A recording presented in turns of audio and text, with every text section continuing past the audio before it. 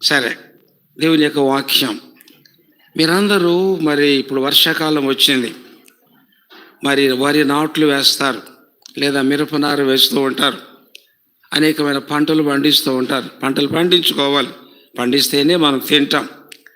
సరే, బాగా వర్షం వచ్చింది, పొలంలో పనిచేస్తారు కదండి. ఉదయం పూట వెళ్తారు, చక్కగా పొలంలో పనిచేస్తారు. మరి పొలంలో పనిచేస్తూ ఉంటే కాళ్ళకు చేతులకు బురద అవుతాయి కదా, తప్పక బురద అవుతాయి.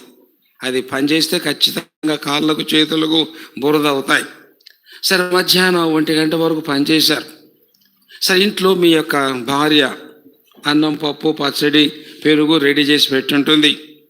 అది తినాలని ఖచ్చితంగా ఆకలి అవుతుంది, తినాలి కదండి. ఆకలి అయితేనే వాడు నిజమైన మనిషి, ఆరోగ్యం గల మనిషి. సో ఇంట్లోకి వచ్చి నువ్వు భోంచేయాలంటే ఎలా వస్తావు చెప్పండి? బురద కాళ్ళతో రాలేవు, బురద చేతులతో రాలేవు. అలా బురద కాళ్ళతో బురద చేతులతో వచ్చి నువ్వు భోంచేస్తుంటే ఎవడు ఇంట్లోకి రానివ్వడు, అన్నం కూడా పెట్టాడు. ఏం చేస్తాం మనం వెంటనే వెళ్ళి శుభ్రంగా కాళ్ళు చేతులు బాగా కడుక్కుంటాం, సబ్బేసి కడుక్కుంటాం, అంతేనా? ఇంకా ఓపికంటే ఒక బకెట్ నీళ్లు పోసుకుంటాం, అవునండి, బకెట్ నీళ్లు పోసుకుంటాం. సో బట్టలు కూడా మార్చుకుంటాం. శుభ్రమైన కాళ్ళు చేతులతో శుభ్రమైన బట్టలు కట్టుకొని అప్పుడు ఇంట్లోకి వచ్చి భోజనం చేస్తాం. మనం నీ ఇల్లే కావచ్చు, నీ భార్య కావచ్చు, నీ భోజనమే కావచ్చు. ఎలా ఇంట్లోకి వస్తానో చెప్పండి? అపరిశుభ్రంగా రావట్లేదు, శుభ్రంగా కడుక్కొని నీట్గా లోపలికి వచ్చి తప్పక భోజనం చేస్తాం. అది పద్ధతి, అవునా? ఇక్కడ కొంతమంది పిల్లలు చదువుకుంటున్న పిల్లలు ఉంటున్నారు. మీ చదువులు నాకు తెలియదు, కానీ నువ్వు క్లాసులోకి వెళ్ళాలంటే ఎలా వెళ్తావు చెప్పండి? శుభ్రంగా వెళ్ళాలి, లేకపోతే రానివ్వడు. లేదా కలెక్టర్ గారు ఉన్నారు, కలెక్టర్ గారితో పని నీకు ఉంది, ఆయన కలవాలంటే మురికిగా మనం వెళ్ళాం, శుభ్రంగా వెళ్తాం. అలాగే మన ప్రభు అయిన యేసుక్రీస్తు వారు ఒక చక్కటి మాట ఏమన్నాడు? ఆయన రాజ్యమునకు పిలుస్తున్నాడు. ఆయన రాజ్యం, అది మన రాజ్యం కాదు, తన రాజ్యం, ఆయన సిద్ధపరిచిన రాజ్యం, ఆయన రాజ్యం. రాజ్యానికి పిలుస్తున్నాడు, మనలందరినీ పిలుస్తున్నాడు. రెండవది, ఆయనకు ఒక మహిమ ఉంది, ఆ మహిమకు పిలుస్తున్నాడు. బాగా గ్రహించాలి. తన రాజ్యానికి పిలుస్తున్నాడు, తన మహిమకు పిలుస్తున్నాడు. సో తన రాజ్యానికి పిలుస్తున్న దేవుడు, తన మహిమకు రమ్మని పిలుస్తున్న దేవుడు ఎలా నడుచుకోవాలో కూడా చెప్తున్నాడు. అంటే ఆయన రాజ్యములు మనం ఉండాలి, తన మహిమలు మనం ఉండాలంటే తగినట్లుగా నడుచుకోవాలి. ఇక్కడ 3 విషయాలు ఉన్నాయి. ఆయన రాజ్యానికి పిలుస్తున్నాడు. ఏంటి ఆయన రాజ్యం? ఆయన రాజ్యం ఎలా ఉంటుంది? ఆయన రాజ్యములో ఎలాగ మనం ఉండగలుగుతాం? ఆ రాజ్యం యొక్క సంగతులు ఏంటి? రెండవది, ఆయన మహిమకు పిలుస్తున్నాడు. ఏంటి ఈ మహిమ? దాని లక్షణాలు ఏంటి? సో రాజ్యానికి పిలుస్తున్న దేవుడు, తన మహిమకు పిలుస్తున్న దేవుడు కండిషన్ ఏం పెట్టాడంటే తగినట్లుగా నడుచుకోవాలి, తగినట్లుగా నడుచుకోవాలి కదండి, తగినట్లుగా నడుచుకోవాలి. అంటే నీవు నేను దేవుని యొక్క వాక్యానుసారంగా ఎరుగుదాం. అందుకే ప్రభు అన్నాడు, తన రాజ్యానికి తన మహిమకు పిలుచుచున్న దేవుడు. ఒక మొట్టమొదటిది ప్రభువుకు ఏముంది ఇక్కడ? 2:11 తన రాజ్యమునకును, తర్వాత ఏం చెప్పండి? మహిమ. సో రాజ్యమునకు పిలుస్తున్నాడు. అంటే ఒకటి గ్రహించాలి, ఇక్కడ ఉన్న మనం అందరం, చాలామంది వాక్యం ఎరిగిన వాళ్ళు ఉన్నారు, రక్షణ పొందిన వారు ఉన్నారు, విశ్వాసులు ఉన్నారు, చాలామంది ఉన్నారు. సరే, మరి దేవుని యొక్క వాక్యం యొక్క సత్యములు ఏంటంటే ప్రభు మనల్ని అందరినీ రాజ్యమునకు పిలుస్తూ ఉన్నాడు. అంటే అర్థమేంటి? అంటే ఇప్పుడు మనం ఉంటున్నాం, ఇది అంతా ఎవరి రాజ్యం చెప్పండి? సైతాన్ రాజ్యం, అవునండి. ఇదంతా సైతాన్ రాజ్యం. చదువుకుందాం రండి. మత్తయి సువార్త 4వ అధ్యాయం. ఇదంతా ఎవరి రాజ్యము? సైతాను రాజ్యం. మనం అందరం ఒకరోజు రాబోతుంది, ఈ లోకాన్ని వదిలిపెట్టాలి, ఈ రాజ్యాన్ని వదిలిపెట్టాలి. చూడండి, మత్తయి సువార్త 4వ అధ్యాయం 8వ వచనం. ఎవరన్నా చదవండి. మరల అపవాది మిగుల ఎత్తైన ఒక కొండ మీదికి ఆయనను తోడుకొని పోయి ఈ లోకం యొక్క రాజ్యములన్నిటినీ వాటి మహిమను. ఒక మాట చూడండి, నేను అందరూ వినాలి, వెనక బయట కూర్చున్న వాళ్ళు మీకు ఓపిక లోపల వచ్చి కూర్చోవచ్చు చక్కగా. ఎందుకంటే ఆ పాఠం చెప్పేటప్పుడు పంతులు గారిని చూస్తేనే పాఠం మనసులోకి వస్తుంది. అది క్లాసులో మేము చూసే విధానం. ఈ ముందు గర్ల్స్ నన్ను కనపడకుండా చూస్తుంది, ఈ అమ్మాయి కొంచెం వెనక్కి జరిగి కూర్చున్నాను, దిస్ గర్ల్ కొంచెం వెనక్కి జరిగి, కొంచెం అటు కూర్చో, ఖాళీ స్థలంలో ఫస్ట్ లైన్ గర్ల్స్ వెనక్కి జరిగి కూర్చో, కొంచెం ఫస్ట్ లైన్ గర్ల్స్ వెనక. అరే ఖాళీ, ఈ అమ్మాయి తెలుగులో అర్థం కాల, కొంచెం వెనక్కి వెళ్ళి నాయన, ఖాళీ స్థలం అక్కడ అమ్మాయి పక్కన నుంచి కొంచెం వెనక్కి వెళ్ళి, కొంచెం వెనక్కి వెళ్ళి please, your all good girls. అర్థమైందా? ఇంకొంచెం వెనక్కి వెళ్ళిన పర్వాలేదు, నువ్వు చూడాలి. అందరూ దృష్టి అంతా ఇక్కడే పెట్టాలి. అర్థమైందా అండి? చూడండి, మత్తయి సువార్త 4 ఏమన్నాడు, 8వ వచనం. మరల అపవాది మిగుల ఎత్తైన ఒక కొండ మీదికి ఆయనను తోడుకొని పోయి ఈ లోక రాజ్యములన్నింటినీ వాటి మహిమను ఆయనకు చూపి, నీవు సాగిలపడి నాకు నమస్కారం చేసే నెడల వీటన్నిటి నీకు ఇచ్చేది. అదే చెప్పగా, అంటే ఇప్పుడు ఈ లోకాన్ని ఏలేది సైతానుడు, ఈ లోక రాజ్యాలన్నీ సైతాన్ రాజ్యాలండి. ఏంటి కారణం తెలుసా? దేవుని యొక్క రాజ్యములో, తర్వాత చూద్దాం, దేవుని యొక్క రాజ్యం ఎలా ఉంటుంది, ఈ లోక రాజ్యం ఎలా ఉంటుంది. ఈ లోక రాజ్యం అంతా ఎలా ఉంటుంది అంటే, ఇప్పుడు మనం చూస్తున్నాం ప్రపంచం అంతా, ఈ లోకంలో ఏముంది చెప్పండి? కోపం ఉంది, ద్వేషం ఉంది, కక్షలు ఉన్నాయి, కలహములు ఉన్నాయి, రోగాలు ఉన్నాయి, వ్యాధులు ఉన్నాయి, బాధలు ఉన్నాయి. అవునండి? అందరు చూస్తున్నారా? ప్రేమ లేని తనం, హత్యలు, ఈ మధ్య ఒక వారం నుంచి భయంకరమైనటువంటి దాడులు, తలకాయలు పగిలిపోవటాలు, కొట్లాటలు, ఇంకా రాబో దినాల్లో ఎలా ఉంటాయో. అంటే ప్రపంచం అంతా ఇప్పుడు ఎలా ఉందంటే ఇవన్నీ జరుగుతున్నాయి. కరువులు, కాటకాలు, యుద్ధాలు, కలహాలు, కోపాలు, ప్రేమలేనితనం, మోసం. అర్థమైందండి? ఇవన్నీ జరుగుతున్నాయి. ఇవన్నీ జరుగుతున్నాయంటే ఈ లోకమంతా చెప్పండి ఎవరి రాజ్యం అని చెప్పొచ్చు చెప్పండి? సైతాన్ రాజ్యం. ఇదంతా సైతాన్ రాజ్యమే. అయితే దేవుని రాజ్యంలో నేను చెప్తాను తర్వాత. దేవుని యొక్క రాజ్యంలో ఇవన్నీ ఉండవు. అక్కడ ఏముంటుంది? నీతి, తర్వాత సమాధానం. దేవుని రాజ్యంలో కరువు ఉండదు, దేవుని రాజ్యంలో కోపం ఉండదు, దేవుని రాజ్యంలో కొన్ని ఉంటాయి. దేవుని రాజ్యంలో ఆకలి దప్పులు ఉండవు. దేవుని రాజ్యంలో చూద్దాం విషయాల తర్వాత. అంటే మన ప్రభు ఏం చేస్తున్నాడు? అరే మనుషులారా, ఓ ప్రజలారా, మీరు అందరి ఇప్పుడు ఈ లోకంలో ఉన్నారు. ఈ లోక రాజ్యములన్నీ ఎలాగున్నాయంటే కోపముతో, తాపముతో, శాపముతో, ఉగ్రతతో, భయంకరమైన పాపం. నోవహు దినాల్లో ఎటువంటి పాపం ఉందో, అంటే ఆ దినాల్లో సొదొమ గొమొర్రాలో ఎటువంటి పాపం ఉందో అటువంటి పాపమంతా ఇప్పుడు ఈ లోక రాజ్యములో ఉంది.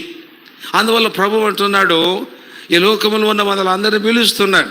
అరే బాబు, ఈ లోకాన్ని ప్రేమించి ఈ లోకంలో నీవు ఉంటే నిత్య నరకానికి వెళ్తావు. కాబట్టి ఈ లోక రాజ్యాన్ని వదిలిపెట్టి మనం అందరం చెప్పండి ఎక్కడికి వెళ్ళాలనుకుంటున్నాడు? ఆయన యొక్క రాజ్యానికి పిలుస్తూ ఉన్నాడు.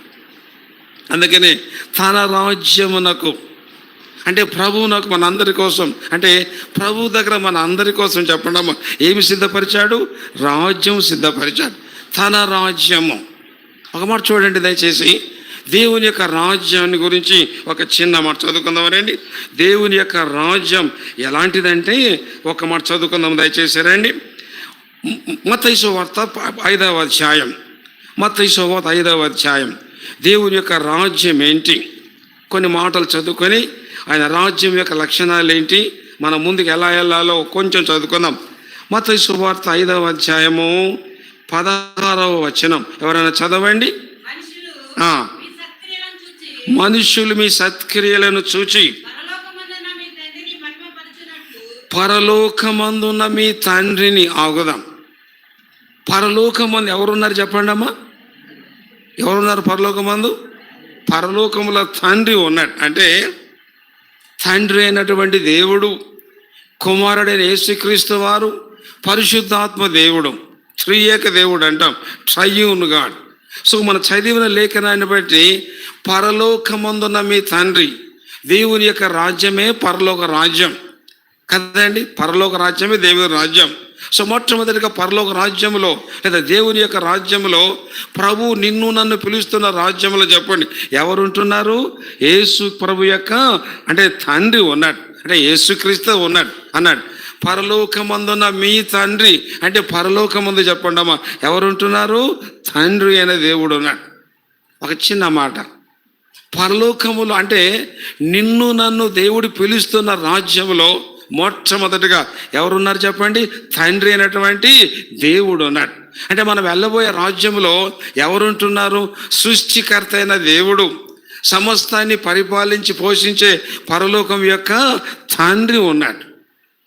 అంటే ఇప్పుడు మనల్ని మనలను పిలుస్తున్నటువంటి రాజ్యంలో ఎవరున్నారు చెప్పండి? పరలోకం యొక్క తండ్రి ఉన్నాడు కదండి, తండ్రి ఉన్నాడు. ఒక చిన్న మాట చూడండి, నేను అందరూ గ్రహించాలి. మీ ఇంట్లో మీ అమ్మ నాన్న ఉన్నారు అనుకుందాం. మీ ఇంట్లో మీ అమ్మ నాన్న ఉంటే మీకు ఏ కొరత ఉండదు, ఏ భయం ఉండదు. కారణం మీ అమ్మ నాన్న అన్ని చూసుకుంటారు, నీకు ఏ దిగులు ఉండదు, చింత ఉండదు. ఎందుకంటే ఇంట్లో ఉప్పు మిరపకాయ చింతపండు ఏమి లేకున్నా మీ అమ్మ నాన్న చూసుకుంటారు. అలాగే నీకు ఆపద వచ్చినా మీ నాన్న వాళ్ళు, ఎందుకంటే తల్లిదండ్రుల యొక్క బాధ్యత. అలాగే పరలోకమనే రాజ్యంలో చెప్పండి ఎవరుంటున్నారు? తండ్రి ఉన్నాడు. తండ్రి ఉన్నాడంటే మనం దేని విషయమై చింత చేయనవసరము లేదు. అంటే పరలోకంలో ఉప్పు మిరపకాయ చింతపండు అవసరం లేదు, కానీ పరలోక రాజ్యంలో మన తండ్రి ఉంటాడు కాబట్టి మనం ఎలా ఉండగలుగుతాం? నిశ్చింతగా, నిమ్మలముగా, ధైర్యముగా, సంతోషంతో, సమాధానంతో ఉండగలిగే స్థానం అది. సో పరలోక రాజ్యంలో ముందు ఎవరుంటారు చెప్పండి? తండ్రి ఉంటాడు. రెండవది చదువుకుందాం రండి. పరలోక రాజ్యములు ఎవరుంటారు? లూకా సువార్త 24వ అధ్యాయం. లూకా సువార్త 24వ అధ్యాయం. నేను కొంత వాక్యం నేర్చుకుందాం. పరలోక రాజ్యం అనేది ఏంటి, అక్కడ ఎవరుంటారు? లూకా సువార్త 24వ అధ్యాయము 36వ వచనం.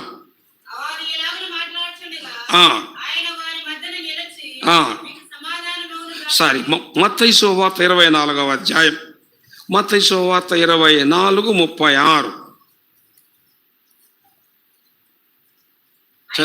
అయితే ఆ దినమును గూర్చియు ఆ గడియను గూర్చియు తండ్రి మాత్రమే ఎరుగును గాని ఏ మనుష్యుడైనను. చదువుదాం. పరలోకమందలి దూతలు అంటే ఇప్పుడు పరలోకంలో చెప్పండమ్మా ఎవరుంటున్నారో వల్ల ఈ వాక్యానుసారంగా ఎవరుంటున్నారండి? దూతలు. నేను అందరూ కొంచెం బాగా గ్రహించాలి. మొట్టమొదటిగా ప్రభువుకు ఒక రాజ్యం ఉంది, ఆ రాజ్యానికి పిలుస్తున్నాడు. ఏంటి ఆ రాజ్యం? ఆ రాజ్యం యొక్క లక్షణాలు ఏంటి? ఆ రాజ్యంలో ఎవరుంటారు? అలాంటి రాజ్యానికి నిన్ను నన్ను పిలుస్తూ ఉన్నాడు. మొట్టమొదటిగా పరలోక రాజ్యంలో తండ్రి అయినటువంటి దేవుడు ఉంటాడు. ఎవరి తండ్రి? సృష్టికర్త అయిన దేవుడు. రెండవది పరలోక రాజ్యములు ఎవరుంటారు? చదువుకున్నట్టు పరలోకమందు ఎవరున్నారు? దూతలు, కోటాను కోట్ల దూతలు. అందులో ప్రధాన దూతలు కొందరు ఉన్నారు. గాబ్రియేలు దూత.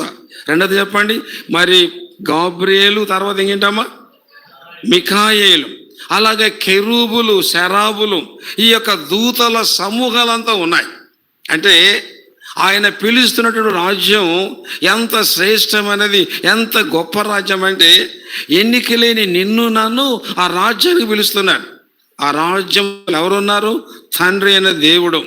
రెండవది దూతలు, గాబ్రియేలు దూత, మిఖాయేలు, కెరూబులు, శరాబులు, ఇలాంటి దూతలు 6 రెక్కలతో ప్రభువును నిరంతరం పరిశుద్ధుడు పరిశుద్ధుడని మానక దివారాత్రాలు గాన ప్రతిగానాలు చేయుచున్నటువంటి దూతల సమూహం ఎక్కడున్నారు చెప్పండి?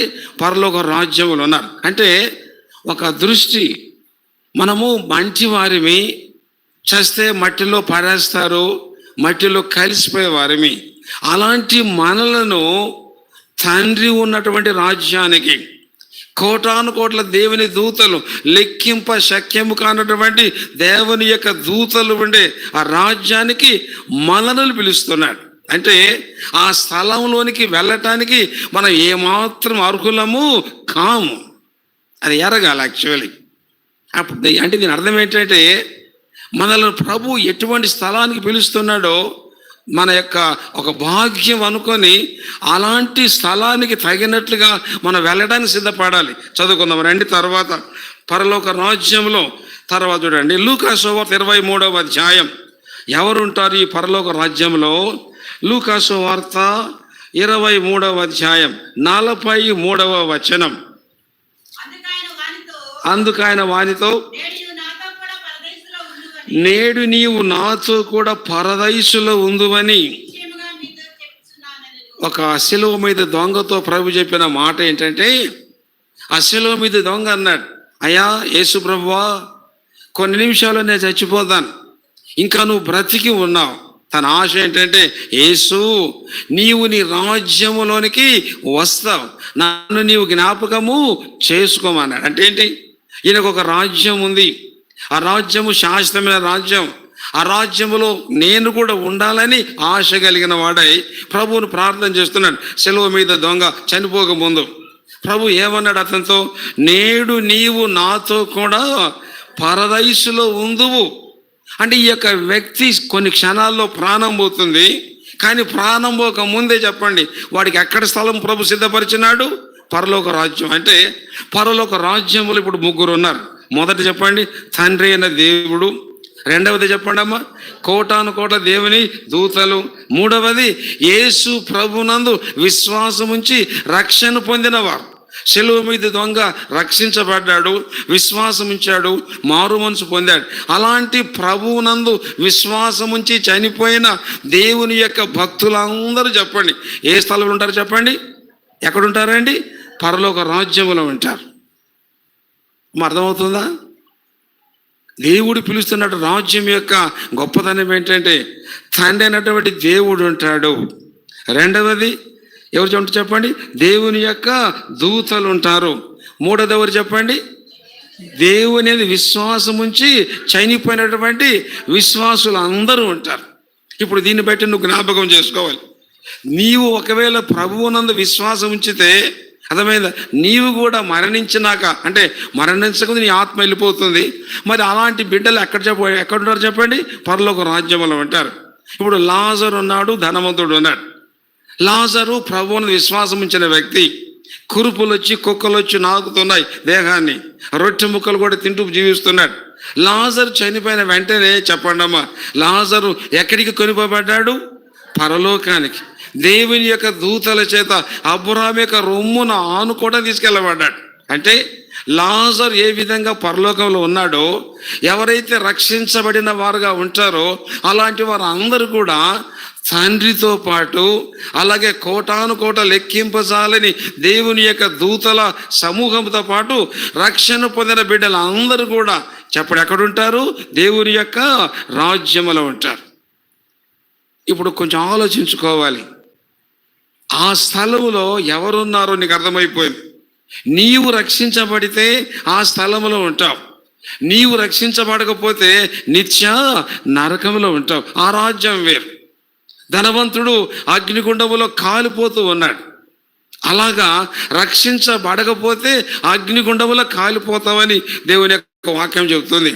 సో తండ్రి అయిన దేవుడు, అలాగే కోటాను కోట్ల దేవుని దూతలు ఉండే స్థలం, అలాగే రక్షణ పొందిన దేవుని యొక్క బిడ్డలందరూ, అబ్రహాము లాంటి వాళ్ళు, ఇస్సాకు లాంటి వాళ్ళు, యాకోబు లాంటి వారు, బిల్లిగ్రహం లాంటి వారు, లేకపోతే సాధు సుందర్ సింగ్ లాంటి వాళ్ళు, లేదా భక్త సింగ్ లాంటి వాళ్ళు, మన ముందు ఉన్నటువంటి క్రైస్తవ విశ్వాసులు, వీళ్ళందరూ ఉండే స్థలం ఏం చెప్పండి? పరలోక రాజ్యము. అదే దేవుని యొక్క రాజ్యం అంటాం.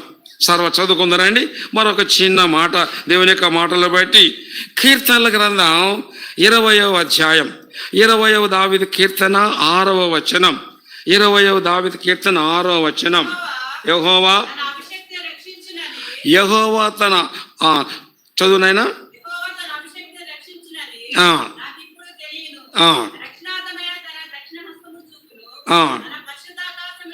పరిశుద్ధ ఆకాశములో నుండి, పరిశుద్ధ ఆకాశములో నుండి. సరే, ఒక చిన్న మాట చదువుకుందాం రండి. మరొక మాట నాయన. ప్రకటన గ్రంథం 22వ అధ్యాయం 5వ వచనం. ప్రకటన గ్రంథం 22:5 చదువుమా. రాత్రికి నన్నడు ఉండదు, దీపకాంతి అయినను ఆ, చూసారా? పరలోక రాజ్యంలో ఏముండదు చెప్పండి అమ్మా, ఏముండదు చెప్పండి? రాత్రిక ఉండదు. అంటే తర్వాత రాత్రి ఉండదంటే కరెంట్ అవసరం లేదు, లైట్లు అవసరం లేదు, సెల్ ఫోన్లు అవసరం లేదు, అగ్గిపెట్టి అవసరం లేదు, కొవ్వొత్తులు అవసరం లేదు. అక్కడ పరలోక రాజ్యంలో ఏముండదు చెప్పండి? రాత్రి ఉండదు. తర్వాత రాత్రి ఉండదంటే చీకటి ఉండదు. కాబట్టి దీపకాంతి అక్కర్లేదు, సూర్యుని కాంతి అక్కర్లేదు. అందువల్ల అక్కడ చెప్పండి, ఎవరు ఎప్పుడు ప్రకాశిస్తూ ఉంటారు? యేసుక్రీస్తు వారే ప్రకాశిస్తూ ఉంటారు. ఎంత గొప్ప భాగ్యం అండి! అంటే పరలోకానికి వెళ్ళి అయ్యో కరెంటు పోతుంది, అగ్గిపెట్టి కొనుక్కోవాలి, కొవ్వొత్తులు కొనుక్కోవాలి అని చింత మనకు అవసరము లేదు. రాత్రి ఉండదు, దీపకాంతి అక్కర్లేదు, సూర్యకాంతి అక్కర్లేదు. యేసుక్రీస్తు వారే ప్రకాశమానంగా అక్కడ ప్రకాశించేవాడుగా ఉంటాడు. ఎంత గొప్ప రాజ్యం అండి! అంటే దేవుడు ఆయన పిలుచుచున్న రాజ్యం యొక్క విశిష్టత ఏంటంటే చీకటి లేని రాజ్యం. అంత మాత్రమే కాదు, ఒక చక్కటి మాట ఉంది, దేవుడైన ప్రభువే వారి మీద ప్రకాశిస్తాడు, వారు యుగ యుగములు ఈ రాజ్యం చెప్ప ఎంతకాలం ఉంటుందమ్మా? ప్రభువే ప్రకాశిస్తుంటాడు. ప్రభు యొక్క వెలుగు అంటే పరలోక రాజ్యం అంతటికి ఎక్కడ చీకటి లేకుండా యేసుక్రీస్తు వారే దగదగ మెరుగుచున్న సూర్యకాంత పద్మరాగములను పోలిన వాడై ఆయన గొప్ప ప్రకాశమానంగా ప్రకాశించే ఆ గొప్ప రాజ్యము దేవుని యొక్క రాజ్యం, ప్రకాశించే రాజ్యం అది. అలాగే చూడండి, రోమా పత్రిక 14వ అధ్యాయం, రోమా పత్రిక 14వ అధ్యాయం 17వ వచనంలో చక్కటి మాట ఉంది. దేవుని రాజ్యము, దేవుని రాజ్యం భోజనము పానమును కాదు గాని. చాలా చదువునైనా. సో దేవుని రాజ్యంలో ఏముండదు? భోజనం ఉండదు. ఏం చెప్పండి అమ్మా? అంటే అక్కడ మన పరలోకానికి వెళ్ళి కందిపప్పు కొనుక్కోవాలి, లేదా బియ్యం అయిపోయింది పాలు తెచ్చుకోవాలి, లేదా పెరుగు పెట్టుకోవాలి, ఇవన్నీ ఉంటాయో చెప్పండి పరలోక రాజ్యంలో? దేవుని రాజ్యంలో ఏముండవు చెప్పండి? భోజనం కాదు, పానము కాదు. అంటే పరలోక రాజ్యంలో ఆయన పిలుచుచున్న రాజ్యం, నేను ఎరగాలి ఈ విషయాలు. సో పరలోక రాజ్యానికి వెళ్ళి గ్యాస్ అయిపోయింది, కట్టెలు పెట్టుకోవాలి, చింతపండు తెచ్చుకోవాలి, కందిపప్పు తెచ్చుకోవాలి, వాటికి చింత అవసరము లేనే లేదు. సో పరలోక రాజ్యంలో ఏముండదు చెప్పండి? ఆకలి దప్పులు ఉండవు, భోజనం ఉండదు. చెప్పండి, భోజనం అక్కర్లేదు, పానం అక్కర్లేదు. ఇది మీకు ఒక డౌట్ రావాలి, మరి పరలోక రాజ్యంలో ఏమి తింటాం అని చెప్పండి? ఏం తింటామండి? ఇప్పుడు భోజనము తినము, నీళ్లు తాగం. కానీ పరలోక రాజ్యంలో ఒకటి తింటాం, ఒకటి తాగుతాం. చదువుకుందాం రండి. అంటే పరలోక రాజ్య విశిష్టత. ప్రకటన గ్రంథం 2వ అధ్యాయం, ప్రకటన గ్రంథం 2వ అధ్యాయంలో ఒక చక్కటి మాట ఉంది. 2:7 చదువమ్మా. ప్రకటన గ్రంథం 2 వినుగాక. జయించువానికి దేవుని పరదైసులో ఉన్న జీవవృక్ష ఫలం భుజింపనిస్తాం. నేను అందరూ వినాలి. పరదైసు అంటే పరలోకం, పరలోకమే అది దేవుని రాజ్యం. పరలోక రాజ్యం అంటాం, పరలోక పట్టణం అంటాం, దేవుని యొక్క రాజ్యం అంటాం. ఎవరైతే పరలోకానికి వెళ్తారో, దేవుని రాజ్యంలో ఉంటారో, చూద్దాం కండిషన్స్ తర్వాత.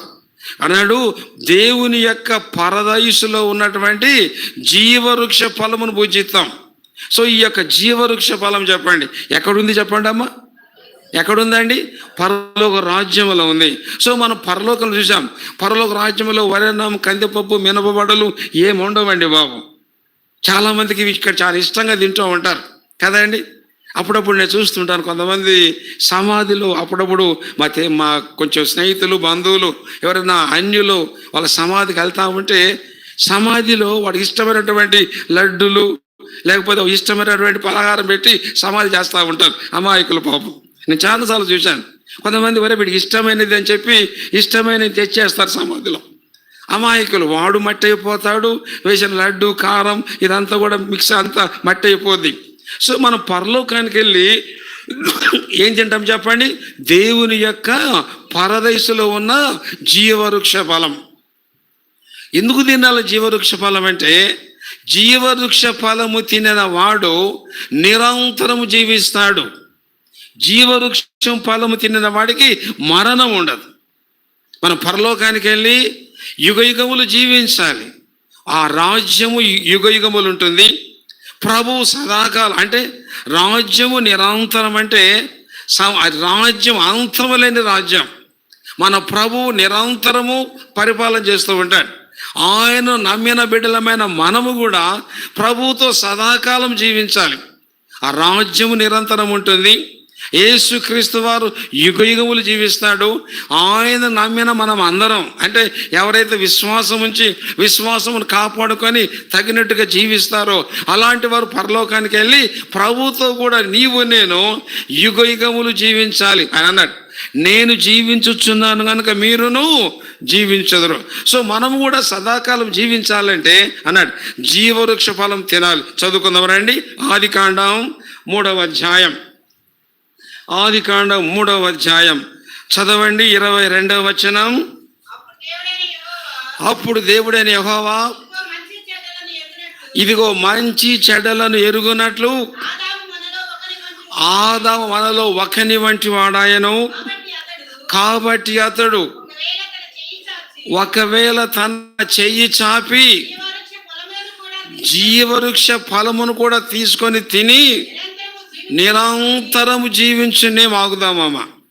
జీవవృక్ష ఫలం యొక్క చెట్లు చెప్పండి. జీవవృక్షాలు ముందు మన బైబిల్లో చెప్పండి. ఎక్కడ కనిపిస్తాయి చెప్పండి అండి? ఏ తోటలు ఉన్నాయి? ఏదైనా తోటలో ఉన్నాయి. ఏదైనా తోటలో 4 రకాల చెట్లు ఉన్నాయి. చూపునకు మంచి చెట్లు ఉన్నాయంట, అంటే క్రోటన్ లాంటి చెట్లు, చూపునకు రమ్యమైనవి. రెండవది ఏం చెప్పండి? రెండవది మంచి చెడ్డలను తెలియజేసే చెట్లు. మూడవది జీవవృక్షం ఉంది. సో ఇక్కడ చూడండి, ఆదికాండం 2వ అధ్యాయంలో ఒక చక్కటి మాట ఉంది. చూడండి దయచేసి 9వ వచనం. దేవుడు యెహోవా చూపునకు రమ్యమైనది. 4 రకాల చెట్లు ఉన్నాయి. మొదటిది చూపుకు రమ్యమైనవి, కొన్ని చక్కటి చెట్లు. రెండవది ఆహారానికి మంచిది. మూడవది తోట మధ్యన జీవవృక్షం. 4వది ఏం చెప్పండి? మంచి చెడ్డలను తెలియని వృక్షం. అంటే ఏదైనా తోటలో 4 రకాల చెట్లు ఉన్నాయి. సో చూపునకు మంచి రమ్యమైనవి, రెండవది ఆహారానికి మంచిది, మూడవది ఏం చెప్పండి? జీవవృక్ష ఫలం, అలాగే మంచి చెడ్డలు తెలియజేసే వృక్షం. సో జీవవృక్ష ఫలాలు ఎక్కడున్నాయో ముందు చెప్పండి. ఏదైనా తోటలో. ప్రభువు అన్నాడు, ఇప్పుడు ఆదాముకు తెలివి వచ్చింది, ఒకవేళ చెయ్యి చాచి ఏదైనా తోటలో ఉన్న జీవవృక్ష ఫలమును కూడా తీసుకొని తిని నిరంతరము జీవించునేమో అని అర్థం ఏంటి? జీవవృక్ష ఫలము తినిన వ్యక్తి చెప్పండి చచ్చిపోతాడా? చచ్చిపోతాడండి? అర్థమవల్ల. నిరంతరము జీవించునంటే వాడు చావు లేకుండా జీవిస్తాడు. నిరంతరము జీవించునంటే వాడు మరణము లేకుండా జీవిస్తాడు.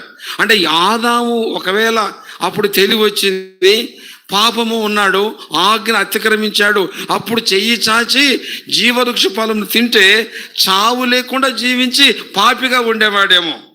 దాని అర్థం ఏంటంటే ఏదైనా తోటలో ఉన్న జీవవృక్ష ఫలాన్ని ఆదాము తింటే పాపిగా నిరంతరం జీవించేవాడేమో. అందువల్ల ఆదామును వెళ్ళగొట్టాడు. రక్షణ పొందిన మనం పరలోకానికి వెళ్ళి మనం అందరం పరలోకం చెప్పండి ఏం తినబోతాం చెప్పండి అమ్మా? జీవవృక్షం. మనకు వచ్చే లాభం ఏంటి? నిరంతరము జీవిస్తాం. ఎందుకు జీవించాలి? ప్రభు యొక్క రాజ్యము నిరంతరం ఉంటుంది.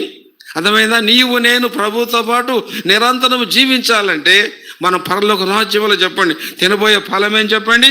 జీవవృక్ష ఫలం. దానివల్ల వచ్చే మేలు ఏంటంటే నీవు నేను ప్రభుతో పాటు సదాకాలం యుగయుగములు మరణం లేకుండా జీవిస్తూ ఉంటాం. ఎంత గొప్ప రాజ్యం అండి! సో ఇంకొక చిన్న మాట, మన పరలోక రాజ్యంలో చెప్పండి అమ్మ మనం తినబోయే ఫలం ఏం చెప్పండి? దానివల్ల వచ్చే మేలేంటి? మరణము లేకుండా నిరంతరము జీవిస్తాం.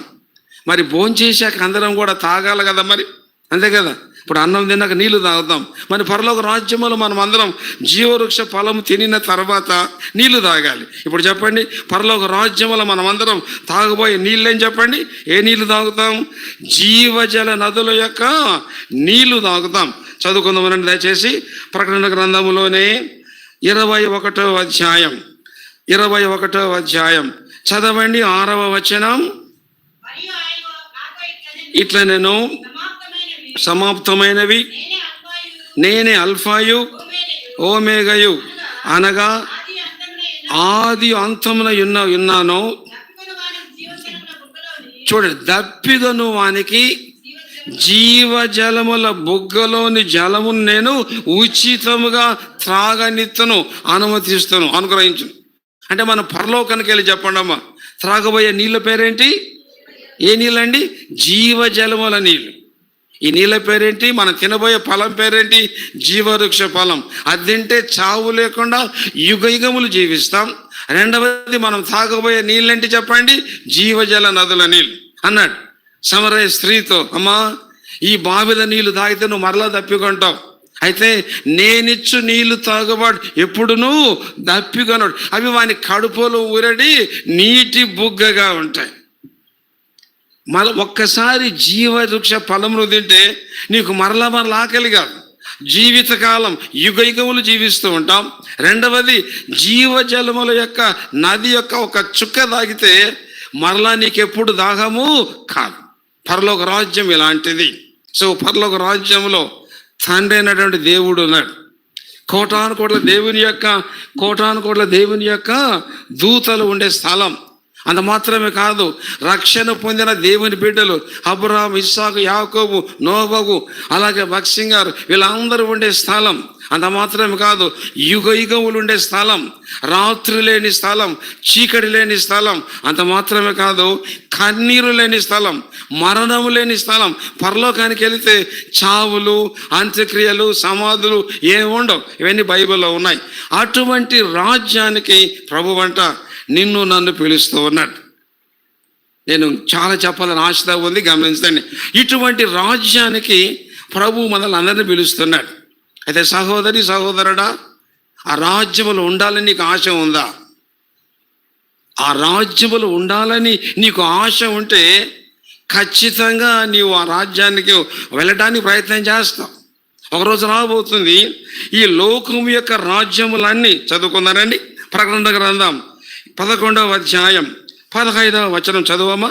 ప్రకటన గ్రంథం 11:15. 7వ దూత బూర ఊదినప్పుడు గొప్ప శబ్దము పుట్టెను. ఆ శబ్దములు ఈ లోక రాజ్యము, మన ప్రభు రాజ్యమును. చూసారా, ఈ లోక రాజ్యము అంటే ఈ లోకంలో ఉన్నటువంటి రాజ్యములన్నీ, అమెరికా రాజ్యం, ఇండియా రాజ్యం, రష్యా రాజ్యం, చైనా రాజ్యం, ఇవన్నీ ఒక్కొక్క దేశమే ఒక రాజ్యం. దాని రాజులు ఉన్నారు, ప్రధానమంత్రులు ఉన్నారు, పరిపాలించే వారు ఉన్నారు. వాక్యం చెబుతుంది, ఈ లోక రాజ్యములన్నీ కూడా చెప్పండమ్మా ఎవరి రాజ్యం అవుతాయంట? ఎవరి రాజ్యం అయితే చెప్పండి? ప్రభు యొక్క. ఈ లోక రాజ్యములన్నీ కూడా ప్రభు కిందికి వస్తాయి. అంటే ప్రభు సర్వలోకాన్ని పరిపాలించే పరిపాలకుడుగా ఉంటాడు. దీని అర్థం ఏంటంటే, సైతాను చూపించే ఈ లోక రాజ్యాన్ని నువ్వు చూసుకొని ఈ లోకంతో పాటు ఉంటే లోకము గతించిపోతుంది, నువ్వు గతించిపోతావు. నీ యొక్క జ్ఞానం ఎలా ఉండాలంటే, దేవా, ఈ లోక రాజ్యములు అన్నీ గతించిపోతాయి, ఉండబోయేది నీ యొక్క రాజ్యమే. కాబట్టి శాశ్వతమైన రాజ్యం, అటువంటి రాజ్యములు ఇంకా ప్రకటన గ్రంథంలో ఉంది. బంగారు వీధులు ఉంటాయి.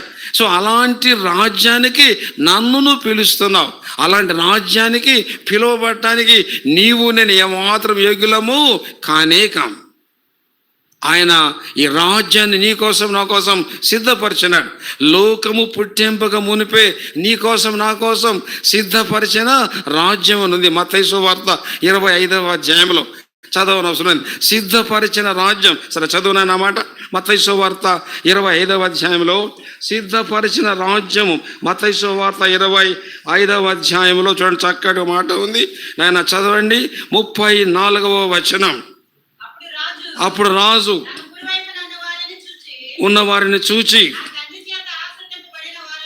ఆ, రండి, లోకము పుట్టినది మొదలుకొని,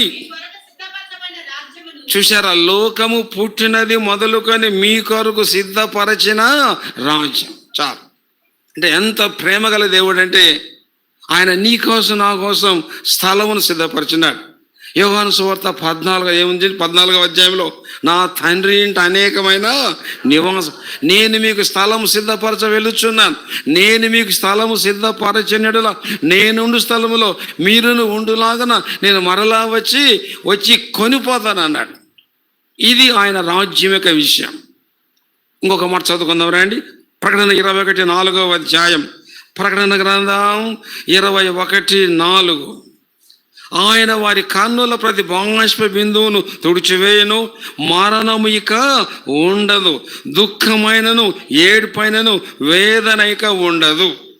సో పరలోక రాజ్యములు ఏముండవు చెప్పండి అమ్మా, ఏముండవు చెప్పండి. మరణం ఉండదు. అంటే పరలోకంలో ఎవరు చచ్చేవాళ్ళు ఉండరు.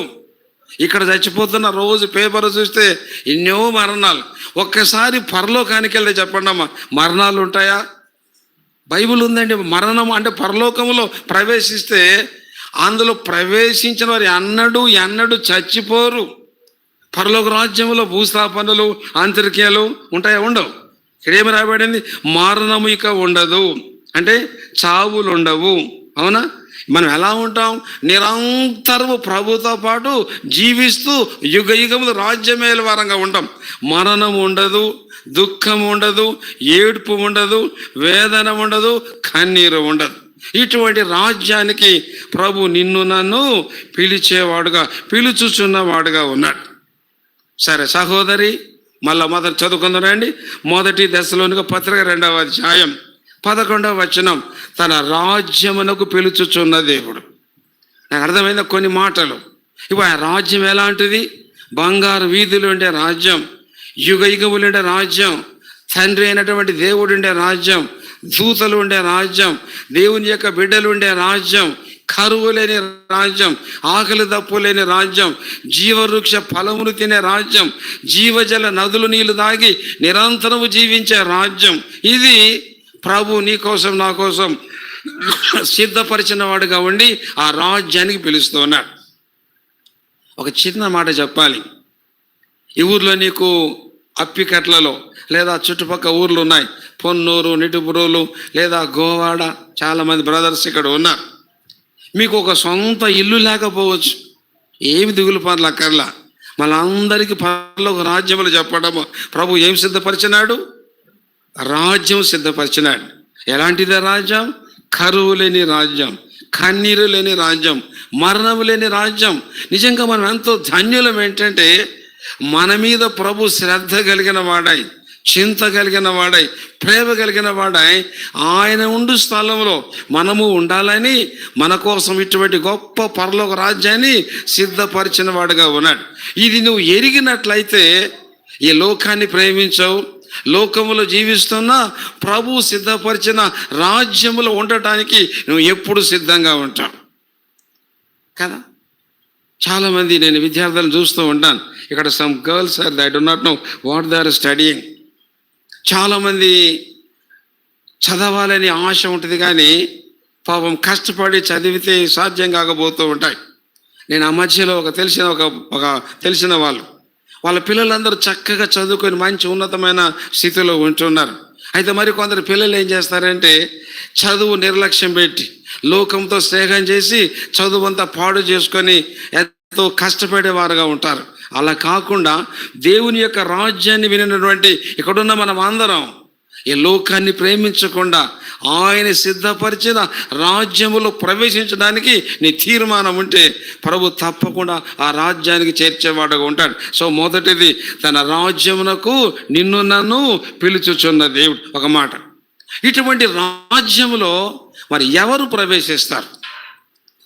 ప్రవేశిస్తారు, వారు ఎలా నడుచుకోవాలి, కొన్ని భాగాలు ఉన్నాయి. ఇది రాజ్యాన్ని చూసాం, అంతేనా? తన రాజ్యానికి పిలిచిన దేవుడు. అలాంటి రాజ్యంలో ఎవరు ప్రవేశిస్తారు? చదువుకుందాం ఒక మాట. మత్తయి సువార్త 4వ అధ్యాయం, 4వ అధ్యాయం 17వ వచనం. చదువు పాప. మత్తయి సువార్త 4:17. యేసు విని నాయన 17వ వచనం 4:17. అప్పటి నుండి యేసు పరలోక రాజ్యము సమీపించి ఉన్నది గనుక మారు మనసు పొందుడని చెప్పుట మొదలుపెట్టు. అంటే పరలోక రాజ్యములో, దేవుని యొక్క రాజ్యములో ప్రవేశించాలంటే చాలా షరతు నంబర్ 1. ఒక వ్యక్తి ఏం పొందాలి చెప్పండి? మారు మనసు. దీనికి మనం కలపలేము, తీసేయలేమండి. మారు మనసు పొందాలి. ఇంకా చెప్పాలి, యోహాను సువార్త 3లో అంటాడు నికోదేముతో, ఒకడు క్రొత్తగా జన్మించితే గాని దేవుని రాజ్యమును ప్రవేశింపలేడు. ఆ మాట చదువుకుందరండి. యోహాను సువార్త 3వ అధ్యాయంలో నికోదేముతో అంటాడు. నికోదేము పెద్ద అధికారి, పెద్ద ధనవంతుడు, దేవుని యొక్క లేఖనాలు బాగా ఎరిగినవాడు. మత్తయి యోహాను సువార్త 3:3 చదువుతాను. ఒకడు క్రొత్తగా జన్మించితే గాని అతడు దేవుని రాజ్యమును చూడలేడు. ఒకడు క్రొత్తగా జన్మించాలి, లేదా ఒకడు మారు మనసు పొందాలి. ఇటువంటి దేవుని యొక్క రాజ్యానికి పిలుచున్న దేవుడు ఆ రాజ్యములో ప్రవేశించాలంటే ఒక వ్యక్తి క్రొత్తగా జన్మించాలి, మారు మనసు పొందాలి, బ్రతుకు మార్చబడాలి. బ్రతుకు మార్చబడాలంటే నీ క్రియల మూలంగా నువ్వు మార్చబడలేవు, నీ మంచి పనులతో నువ్వు మార్చబడలేవు. కానీ యేసు క్రీస్తును నీ హృదయములో చేర్చుకొనిన తర్వాతనే, నీ హృదయంలో యేసు క్రీస్తుకు స్థానం ఇచ్చి నీ హృదయంలో ప్రభువును ఆహ్వానిస్తే నీ పాపాలు క్షమిస్తాడు, నీకు నిత్య జీవం ఇస్తాడు, శాంతి సంతోషం ఇస్తాడు, సమాధానం ఇస్తాడు, పరలోక రాజ్యములో స్థానం ఇస్తాడు. ఒకడు క్రొత్తగా జన్మించితే గాని. కాబట్టి ఈ మధ్యాహ్నం ఆయన పిలుచుచున్నటువంటి రాజ్యంలో ప్రవేశించాలంటే కండిషన్ నంబర్ 1, ఒక వ్యక్తి క్రొత్తగా జన్మించవలసి ఉంది, మారు మనసు పొందాలి. సహోదరి సహోదరుడా, ఎన్నిసార్లు మనం వింటూ ఉంటాం, నువ్వు మారు మనసు పొందితే దేవుని యొక్క రాజ్యానికి ప్రవేశిస్తావు. అయితే ఇంక బైబిల్ అనేకమైన షరతులు ఉన్నాయి. నాగటి మీద చెయ్యి పెట్టిన వాడు చెప్పండి అమ్మా, వెనక్కి తిరిగి చూడకూడదు. రక్షణ పొందిన వ్యక్తి, మారు మనసు పొందిన వ్యక్తి, క్రొత్తగా జన్మించిన వ్యక్తి దేవుని రాజ్యములో ప్రవేశిస్తాడు. అలాంటి ప్రవేశము గల వ్యక్తి తిరిగి లోకానికి వెళ్ళకూడదు. విడిచి వచ్చిన వాడు నడకను గురించి మళ్ళీ నేర్చుకుందాం. సో మొట్టమొదటిగా దేవుని యొక్క రాజ్యములో ప్రవేశించాలంటే ఒక వ్యక్తి మారు మనసు పొందవలసి ఉంది. సరే, ఉదయకాలం అన్నాడు తన రాజ్యానికి పిలుస్తున్న దేవుడు. సహోదరి, ఇంత గొప్ప రాజ్యానికి దేవుడు పిలుస్తున్నాడు. అందులో ప్రవేశించాలంటే నీవు క్రొత్తగా జన్మించవలసి ఉంది. నువ్వు క్రొత్తగా జన్మించకపోతే అన్నాడు, మారు మనసు పొందని ప్రతి వ్యక్తి నిత్య నరకంలో ఉంటాడు. మారు మనసు పొందితేనే, క్రొత్తగా జన్మిస్తేనే పరలోక రాజ్యంలో ఉంటావు. మారు మనసు పొందకపోతే నిత్య నరకములో ఉంటావు. అగ్ని ఆరదు, పురుగు చావు, అక్కడ యుగ యుగములు కాలిపోతూ ఉంటావు. రండి చదువుకుందాం. 2వది, 1 దశలోని పత్రిక 2వ అధ్యాయము 11వ వచనం. తన రాజ్యాన్ని గురించి నేర్చుకున్నాం. రాజ్యములు ఎవరు ప్రవేశిస్తారు? మారు మనసు పొందిన వారే ప్రవేశిస్తారు, క్రొత్తగా జన్మించిన వారు. 2:11 తన రాజ్యమునకును, తర్వాత ఏం చెప్పండి, మహిమకు పిలుచుచున్నటువంటి దేవుడు. ఆగుదాం, మనలందరినీ ప్రభువు చెప్పండి అమ్మా. 2వదిగా ఎందుకు పిలుస్తున్నారండి? మహిమకు పిలుస్తున్నాడు. కొంచెం విందాం.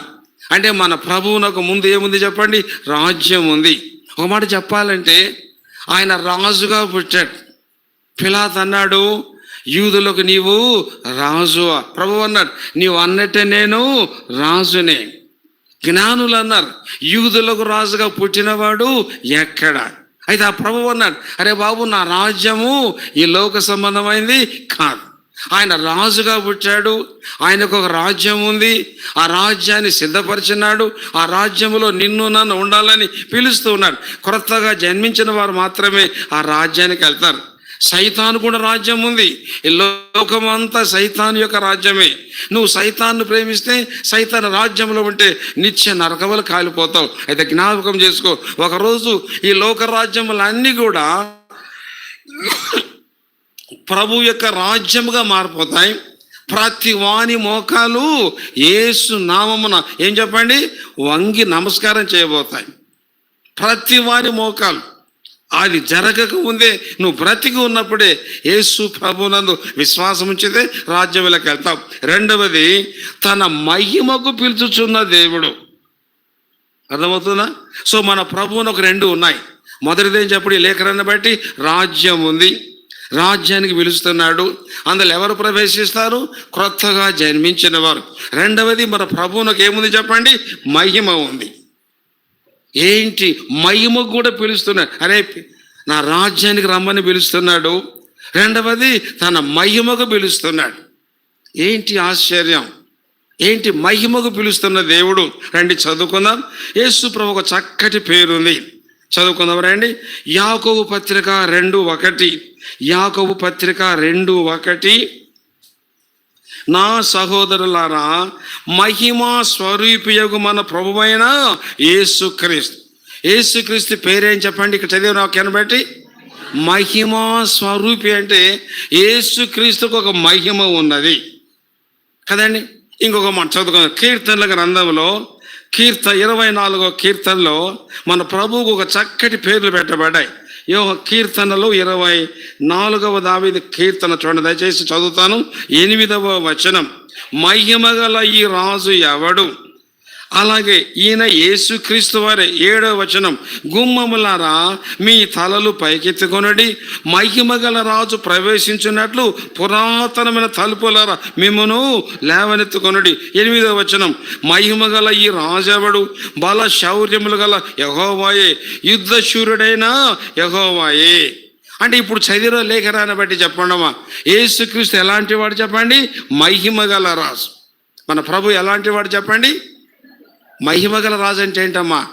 మహిమగల రాజు అంటే అనుకుందాం, ఇప్పుడు ఒక వ్యక్తి, ఒక పెద్ద అధికారి వస్తుంటే అటు ఇటు ఒక 10 కార్లు, 20 మంది పోలీసులు, అరే ఎంత గొప్పవాడు అంటూ ఉంటాం. అలాగే మన ప్రభు ఎలాంటి వాడంటే మహిమగల రాజు. అంటే ఆయన సూర్యుని కంటే కాంతివంతమైన వాడు, ప్రకాశమైన వాడు. బైబిల్లో ఉంది, ఎవరును సమీపింపరాని తేజస్. అంటే అటు దగదగ మెరయుచున్నటువంటి అపరంజి లాంటి వాడు. అంటే అలాంటి ప్రకాశమైన అన్నవాడు మహిమగల రాజు. అలాంటి మహిమగల రాజు మనందరినీ తన మహిమకు పిలుస్తున్నాడు. అంటే రాజ్యము లేని మనలను రాజ్యానికి పిలుస్తున్నాడు. మహిమ లేని మనలను మనం ఎలాంటి వారం తెలుసునండి? మంటి వారిని. అంటే మట్టితో చేయబడ్డాం, చచ్చిపోతే మట్టిలో కలిసిపోతాం, నో డౌట్.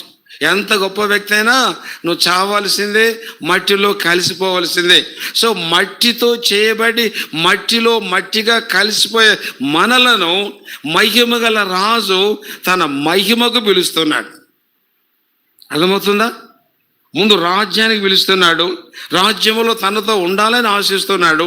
రెండవది, మనమందరం మట్టితో చేయబడ్డాం. ఆదాముని చెప్పండమ్మా, దేంతో చేశాడు? నేల మట్టితో చేశాడు. ఏమన్నాడు? ఆదాము నువ్వు మట్టితో చేయబడ్డావు, తిరిగి నీవు మన్నాయి. మనం అందరం కూడా మట్టిలో కలిసిపోతాం.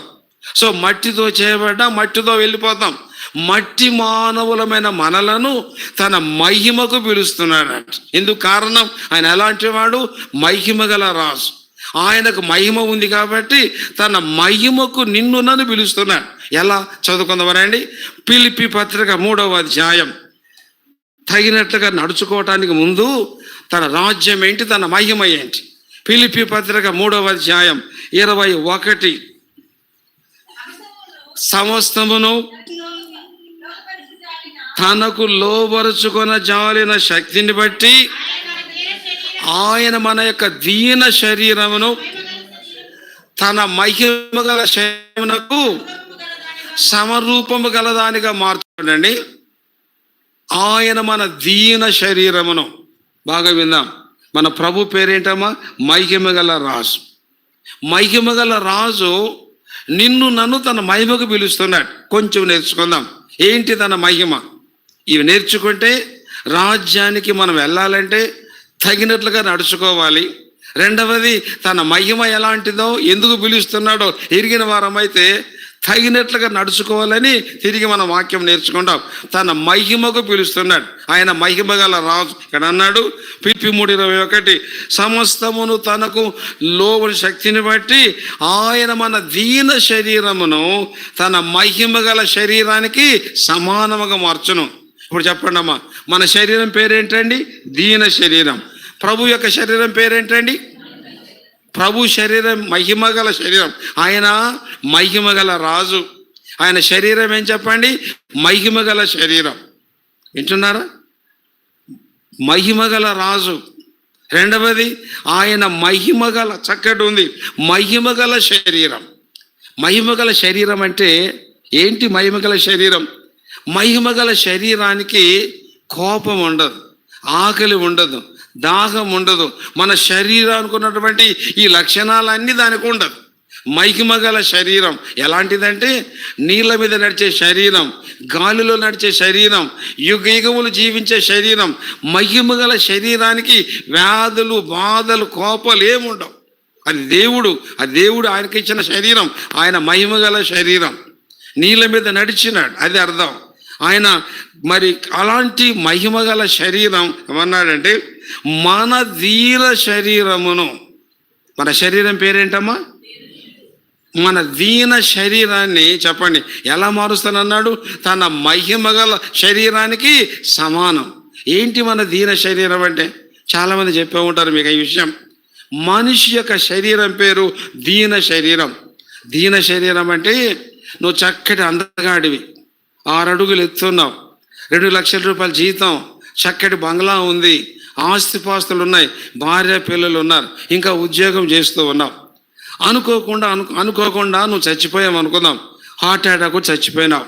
ఇంకా సర్వీస్ నీకు ఉంది, అనుకోకుండా నువ్వు చనిపోయినావు. చనిపోయిన వ్యక్తి యొక్క దేహాన్ని ఎవరన్నా కొంటారా? 10,000 పెట్టి కొంటారండి? ఎందుకు కొన్నారంటే పనికిరాదు. అదే ఒక ఎద్దు చనిపోతే ఎద్దు చర్మాన్ని కొంటారు, ఎద్దు ఎముకలు కొంటారు, ఎద్దు కొమ్ములు కొంటారు. కానీ చచ్చిపోయిన మనిషి ఎంత గొప్ప వ్యక్తి అయినా సరే ఎవడు కొనడానికి ముందుకు రాడు. ఎవడు కొనడానికి ముందుకు రాని శరీరం పేరే దీన శరీరం. దీన శరీరం అంటే వేస్ట్ బాడీ. టమాటాలు కుళ్ళిపోయినాయి అనుకుందాం, తీసుకెళ్ళి పడేస్తాం. బీరకాయలు కుళ్ళిపోయినాయి, తీసుకెళ్ళి పడేస్తాం. అలాగా ఎవడు డబ్బులు ఇచ్చి ముందుకు రాడు. ఎవడు డబ్బులు ఇచ్చి కొనటానికి ముందుకు రాని శరీరం పేరేం చెప్పండి? దీన. ఇటువంటి దీన శరీరాన్ని యేసు ప్రభు యొక్క మహిమగల శరీరానికి సమానముగా మారుస్తాడు. అంటే ఒకరోజు మనందరి శరీరాలు చెప్పండి అమ్మా, ఎవరి శరీరాలుగా మార్చబడబోతాయి చెప్పండి? యేసు ప్రభు యొక్క మహిమగల శరీరానికి సమానముగా మార్చబడబోతాయి. అందరు వింటున్నారండి? అంటే ఈ యొక్క మట్టి మానవునికి ఒక గొప్ప భవిష్యత్తు ఏర్పాటు చేశాడు.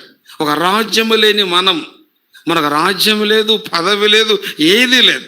మనలందరినీ ప్రభు తన రాజ్యానికి పిలుస్తున్నాడు. నాకు సమయం లేదు కానీ బాగా వినాలి. మన ప్రభువు రాజు, మనలందరినీ ఆ రాజ్యానికి పిలుస్తున్నాడు.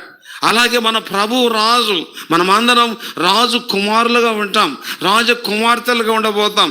మన ప్రభువుతో పాటు యుగయుగములు రాజ్యం వెళ్తాం. మన అందరి దానికి పిలుస్తున్నాడు. రెండవది, మన ప్రభువుకు మహిమ ఉంది. ఆయన పేరేంటి?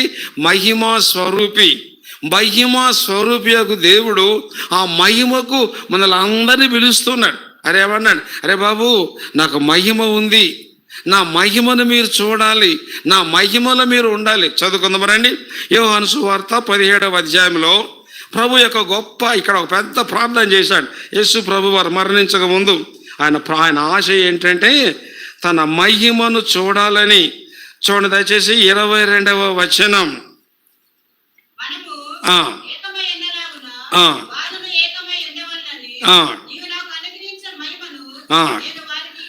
నాయన 24 చదువు నాయన. తండ్రి, బాగా తండ్రి, నేను ఎక్కడ ఉందనో నీవు నాకు అనుగ్రహించిన వారును నాతో కూడా ఉండవలననియు నీవు నాకు అనుగ్రహించిన నా మహిమను. ప్రభు యొక్క కోరిక ఏంటంటే ఆయన ఉండు స్థలములు మనం ఉండాలి, రెండవది, ఆయనకు ఎటువంటి మహిమ ఉందో ఆ మహిమను నీవు నేను చూడాలి. నా మహిమను వారు చూడాలి. ప్రభు యొక్క మహిమ, పరలోక రాజ్యంలో ఎంత మహిమ గల దేవుడో ఒకసారి ఆలోచిద్దాం. పరలోక రాజ్యంలో ప్రభువునకు ఒక పెద్ద సింహాసనం వేయబడింది. ఆ సింహాసనం మీద ప్రభు కూర్చున్నాడు. సింహాసనం చుట్టూ 24 పెద్దలు ఉన్నారు. అలాగే కోటాను కోట్ల దేవుని యొక్క దూతలు ఉన్నారు. 24 పెద్దలు వారి కిరీటాలు పడవేసి ప్రభు దగ్గర సాష్టాంగ నమస్కారం చేస్తున్నారు. అలాగే ఈ యొక్క దేవుని దూతలందరూ పరిశుద్ధుడు పరిశుద్ధుడని మానక రాత్రింబగళ్ళు గాన ప్రతిగానం చేస్తున్నారు. ఇటువంటి మహిమను నీవు నేను చూడాలని మాత్రమే కాదు, ఆ మహిమను నీవు నేను పంచుకోవాలని. అంటే ఆ మహిమలో నీవు నేను ప్రభుతో కూడా ఆ మహిమను అనుభవించాలని, ఆనందించాలని, పాలిభాగం కావాలని తన మహిమకు పిలుస్తున్నాడు. అందుకని మహిమ గల దేవుడు ఆయన నిన్ను నన్ను మన దీన శరీరాన్ని చెప్పండి ఏ విధంగా మారుస్తాడు? తన యొక్క మహిమ గల శరీరానికి సమానముగా మారుస్తాడు. మహిమ గల శరీరం. ఒక మాట చెప్తాను, ఈ లోకంలో లాజరు ఉన్నాడు, పేదవాడు, దరిద్రుడు, కురుపులు ఉన్నాయి, కుక్కలు వచ్చి నాకుతున్నాయి. లాజరు మరణించిన తర్వాత చెప్పండి ఎక్కడికి కొనుకోబడ్డాడు? పరలోక రాజ్యానికి. ఎవరి చేత కొనుకోబడ్డాడు? దేవుని దూతల చేత. ఎవరి రొమ్మున అనుకుంటున్నాడు? అబ్రహాము యొక్క రొమ్మున. అంటే ఇప్పుడు లాజరు దేహానికి కురుపులు లేవు, కుక్కలు వచ్చి నాకటం లేదు, రొట్టె ముక్కలు తినటం లేదు. లాజరు యొక్క శరీరం అబ్రహాము యొక్క శరీరం వల్లే మార్చబడింది. కనుకనే అబ్రహాము యొక్క రొమ్మున అనుకుంటున్నాడు. ఆ శరీరం పేరే మహిమ గల శరీరం. వాడు ఎరగాలి ఈ మధ్యాహ్నం, ఈ మట్టి దేహము యేసు ప్రభునందు విశ్వాసం ఉంచితే ఒకరోజు ఈ మట్టి దేహము మహిమ దేహముగా మార్చబడుతుంది. ఈ దీన శరీరం మహిమ శరీరముగా మార్చబడుతుంది. అందరు వింటున్నారమ్మా? ఈ శరీరం ఏదో అప్పికట్లో తిని త్రాగటానికి కాదు. చూద్దాం బైబిల్లో. అందుకే ప్రభు అన్నాడు, మీరు విలువ పెట్టి కొనబడిన కాడు ఈ యొక్క దేహం ఏం చేయాలి? దేవుణ్ణి మహిమ విలువ పెట్టి కొనబడిన వారు కనుక మీ దేహముతో దేవుణ్ణి మహిమపరచుడి. ఈ దేహముతో మహిమపరచకపోతే ఒక పెద్ద శాపం ఉంది. మాట చదువుకుందారండి. అపోస్తుల కార్యములు ఒక చక్కటి దివ్యమైన మాట ఉంది.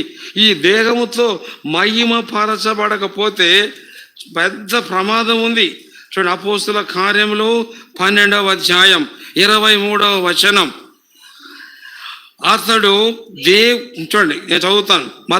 అపోస్తుల 12వ అధ్యాయము చూడండి 12, 22, 23 కూడా. జనులు ఇది దైవ స్వరమే గాని మానవ స్వరము కాదని కేకలు వేసి అతడు దేవుణ్ణి మహిమపరచనందున వెంటనే ప్రభువు దూత అతనిని మొచ్చెను గనుక పురుగులు పడి ప్రాణము.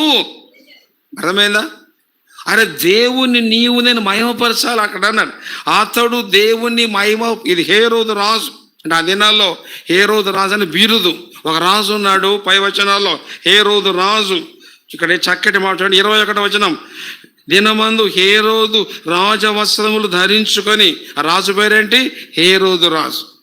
అంటే ఈ హేరోదు అనేది ఒక బిరుదు. ప్రతి రాజుకు హేరోదు అంటాడు. దేవుని యొక్క స్వరం విన్నాడు, దేవునిని మహిమపరచనందున ఏమైంది చెప్పండి? వెంటనే ప్రభువు దూత అతనిని మొచ్చెను కనుక అతను ఏమయ్యాడంటమ్మా? పురుగులు పడి చచ్చాను. కారణం ఏం తెలుసా? ఈ దేహము దేవునికి ఆలయం. నిన్ను నన్ను దేవుడు కొన్నాడు. కారణం ఏంటంటే ఆయన మహిమ గల రాజు, మహిమ స్వరూపి. ఆ మహిమను నీకు నాకు ఇవ్వాలని పిలుస్తున్నాడు. అరే అప్పికట్ల వారలారా, లేదా ఫలానా ఊరు వారలారా, నాకు ఒక మహిమ ఉంది, నేను మహిమా స్వరూపిని, నా మహిమను మీరు చూడాలి, నా మహిమను మీరు పంచుకోవాలి, నా మహిమలో మీరు కూడా ఉండాలని ఈ మట్టి దేహాన్ని మహిమ దేహముగా మార్చబడబోతాడు. కాబట్టి మనం అందరం ఆ దృష్టి పెట్టుకొని ఈ యొక్క మట్టి దేహంతో చెప్పండి ఎవరిని మహిమపరచాలి? దేవుణ్ణి. అది అంతేగాని ఒకడున్నాడు బైబిల్లో, ప్రాణమా తినుము త్రాగము, అలా ఉంటే నిత్య నరకం అన్నాడు. వెర్రివాడా, ఈ రాత్రి వేళ నీ ప్రాణం అడుగుతున్నాను, ఎవరికి ఇస్తావరా?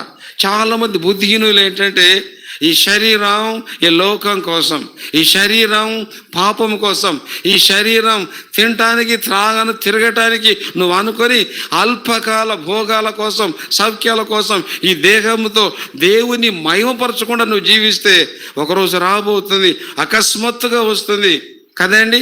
యెహోవా దూత మొత్తెను కనుక అతడు వెంటనే పురుగులు పడి ప్రాణము విడిచినాడు. కాబట్టి దేహం ప్రభువుకు మహిమపరిచేదిగా ఉండాలి. అందుకనే ఈ దీన శరీరాన్ని మహిమగల శరీరముగా దేవుడు మారుస్తాడు. ఇంకో మాట చూడండి దయచేసి. మత్తయి సువార్త 25వ అధ్యాయంలో ప్రభు యొక్క మహిమను గురించి ఒక చక్కటి మాట రాయబడింది. మత్తయి సువార్త 25వ అధ్యాయము 25వ అధ్యాయం 31 నేను చదువుతాను.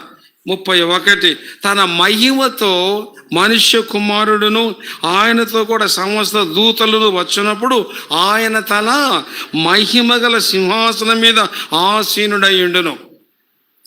మన ప్రభు వారు చెప్పండి ఎలా వస్తాడు చెప్పండి అమ్మా. మన ప్రభు ఎలా వస్తాడంట? తన మహిమతో. మత్తయి సువార్త 25వ అధ్యాయం 31వ వచనం, 25, 31.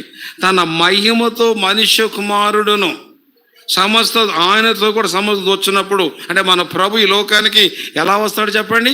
మహిమతో వస్తుంది. ఇంకా చెప్పాలంటే ప్రధాన దూత శబ్దంతోనూ, తర్వాత చెప్పండి ఆర్భాటంతోనూ ప్రభు వస్తాడు. అంటే మహిమ గల రాజు మహిమతో వస్తాడు. వచ్చి చూడండి దేని మీద కూర్చుంటాడంట? తన మహిమ గల సింహాసనం మీద. మహిమ గల రాజు, మహిమ స్వరూపైన రాజు ఈ లోకానికి మహిమతో వస్తాడు. మహిమతో వచ్చి మహిమ గల సింహాసనం మీద ఆయన కూర్చుంటాడు. యేసు ప్రభు కూర్చున్న సింహాసనం పేరేం చెప్పండి ఇప్పుడు? మహిమగల సింహాసనం. ఆయన పేరేంటి? మహిమగల రాజు. మహిమగల సింహాసనం మీద ప్రభు కూర్చుంటాడు. నిన్ను నన్ను కూడా ఆయన కూర్చున్నటువంటి మహిమగల సింహాసనం మీద కూర్చుండబెట్టుకొని ఇస్తాడు. అందరికి అర్థమవుతుందా? ఆయన పేరేంటి? మహిమగల రాజు. ఎలా వస్తాడు? మహిమతో వస్తాడు. మహిమతో అంటే ప్రధాన దూత శబ్దంతోనూ చూసాం, అనేకమైన దూతలతోనూ ఈ లోకాన్ని దిగి వస్తాడు. ఆర్భాటంతోనూ బైబిల్లో ఉంది. ప్రధాన దూత శబ్దంతోనూ ఆయన మేఘముల మీద వస్తాడు. అంటే మహిమతో వస్తాడు. మహిమగల రాజుతో వస్తాడు, రాజుగా వస్తాడు. ఎక్కడ కూర్చుంటాడు? మహిమగల సింహాసనం మీద. సరే, ఆయన మహిమగల సింహాసనం మీద కూర్చుంటాడు. మనలందరినీ కూడా ఆయన కూర్చున్నటువంటి మహిమగల సింహాసనం మీద కూర్చున్నబెట్టుకొని ఇస్తాడు. ప్రకటన గ్రంథం 3వ అధ్యాయం 21 చదువు పాప. ప్రకటన 3:21.